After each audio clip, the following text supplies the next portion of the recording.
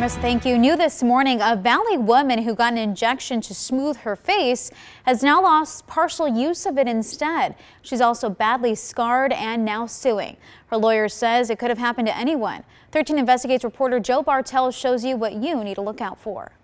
They are one of the most popular skin procedures, an injection in the face that helps smooth fine lines, wrinkles, and even damage from acne. The woman you're about to meet says she is reminded of the potential danger when something doesn't go right every time she looks in the mirror.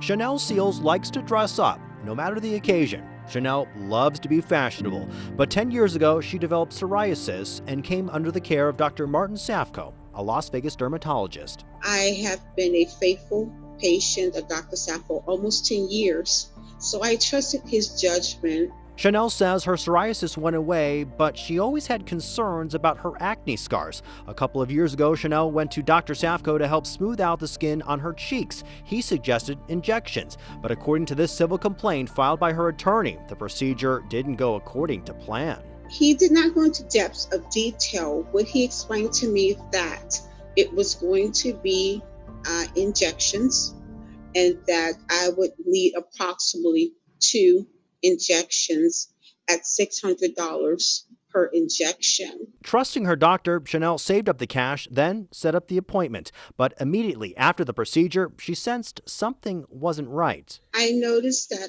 after he performed the injections on my face, he gave me a puzzled look. About a week later, her cheek began to swell, then developed sores and painful pus. She went back to the doctor for a follow-up, and he prescribed antibiotics and numbing medication for the pain. More time passed, and she wasn't getting better. When asked about the injection troubles, Dr. Safko offered to refund the procedure, and Chanel accepted. Then, weeks later, another twist. The office discharged her as a patient. I was devastated. I was confused, because I trusted Dr. Safko. Chanel says her face problems got worse and led to serious complications and even a recent surgery. I am paralyzed on the right side of my face, and I'm partially blind.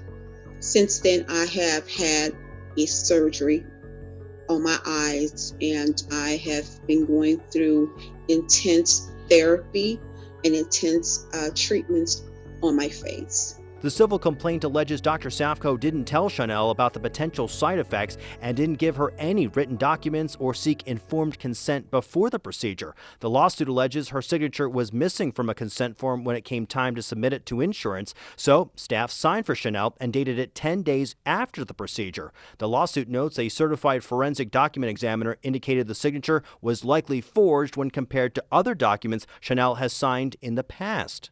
She didn't give consent for the procedure, and that she wasn't notified of the side effects of this very serious procedure. Peter Isu is Chanel's attorney. He says another expert he hired is casting doubt on Dr. Safko's procedure, indicating he used improper injection techniques, likely causing an embolization of hyaluronic acid in her face, leading to necrosis.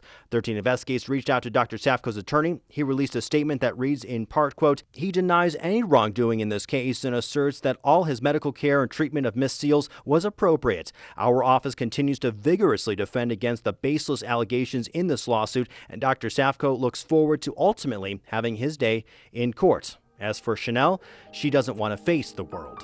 I stay inside all the time because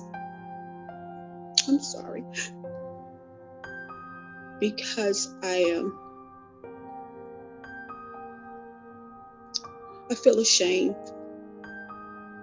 13 Investigates spoke to family physician Dr. DALIAH WACHS. She says no matter the procedure, it's important to get everything explained to you so you understand, and make sure you read all release and consent forms. If a patient understands the risks, then if a risk factor does happen, or if a side effect does happen, they understand why. Chanel's lawsuit is alleging negligence and fraud and is seeking more than $15,000 in damages. A jury trial is set for next year.